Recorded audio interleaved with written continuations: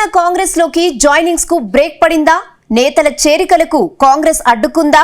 లేదంటే బీఆర్ఎస్ లోని ఓ కీలక నేతే అడ్డుపడ్డారా?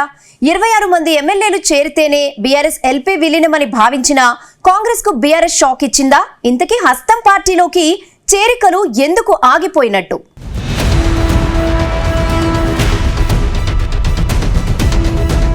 తెలంగాణ పాలిటిక్స్ లో జంపింగ్లు ఆగిపోయాయి. ఎన్నికల్లో గెలవగానే బీఆర్ఎస్ ఎమ్మెల్యేలను లాగేందుకు గేట్లు తెరవడంతో కాంగ్రెస్ లోకి 10 మంది ఎమ్మెల్యేలు, 6 ఎమ్మెల్సీలు చేరారు.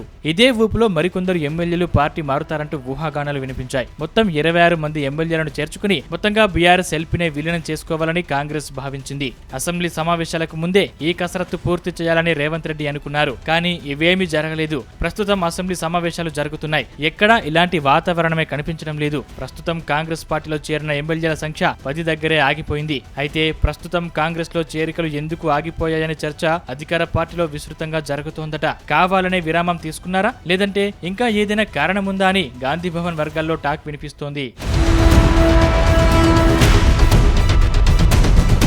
ఇదిలా ఉండగానే పార్టీ ఫిరాయింపులపై బీఆర్ఎస్, బీజేపీ కోర్టును ఆశ్రయించాయి. అయితే కోర్టు తీర్పు రాకముందే బీఆర్ఎస్ ఎల్పీ విలీన ప్రక్రియ ముగుస్తుందని కాంగ్రెస్ పెద్దలు భావించారు. కానీ ఇప్పుడు అలాంటి ప్రస్తావనే లేకపోవడంతో అసలు చేరికలపై ప్రభుత్వం ఏం చేయబోతుందనేది చర్చనీయాంశంగా మారింది. ప్రస్తుత అసెంబ్లీ సమావేశాల్లో కాంగ్రెస్ లో చేరిన బీఆర్ఎస్ ఎమ్మెల్యేలు అధికార పక్షం శాసనసభ్యుల సీట్ల వెనక వరుసలో కూర్చుంటున్నారు. వాళ్ళు కూడా ఒకేసారి ఎల్పీ విలీనం అవుతుందని భావించినా అలా జరగకపోవడంతో టెన్షన్ పడుతున్నట్టు తెలుస్తోంది. ఇప్పటికే బీఆర్ఎస్ కు చెందిన ఓ కీలక నేత ఎమ్మెల్యేలతో చర్చలు జరిపారని, పార్టీ మారాలని అనుకుంటున్న నేతలు వెనక్కి తగ్గినట్టు ప్రచారం జరుగుతోంది. వారికి అన్ని విధాలా పార్టీ అండగా ఉంటుందని, ఆర్థికంగా కొంత సర్దుబాటు చేస్తామని హామీ ఇచ్చినట్టు సమాచారం. అందువల్లే చేరికల ప్రక్రియ తాత్కాలికంగా నిలిచిపోయినట్టు బీఆర్ఎస్ వర్గాలు చెప్పుకుంటున్నాయి. అదే సమయంలో కాంగ్రెస్ లో చేరిన పూర్తిస్థాయి భరోసా ఉంటుందా అన్న కోణంలో కూడా ఆలోచిస్తున్నట్టు టాక్ వినిపిస్తోంది.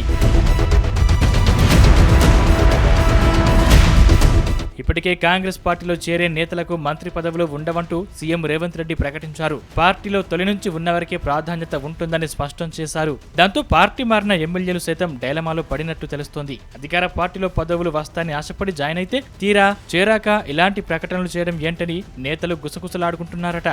ఈ నేపథ్యంలోనే పార్టీలో నేతల చేరికలపై సీఎం రేవంత్ రెడ్డి కీలక వ్యాఖ్యలు చేశారు. ఎవరైనా పార్టీ మారేందుకు వస్తే చెబుతామని ప్రకటించారు. ఇన్నాళ్లు పార్టీలో చేరికలపై ఎక్కువ ఫోకస్ పెట్టిన రేవంత్ రెడ్డి దానికి విరుద్ధమైన కామెంట్ చేయడంపై ఏదో జరుగుతోందని గాంధీ భవన్ వర్గాల్లో చర్చ నడుస్తోందట.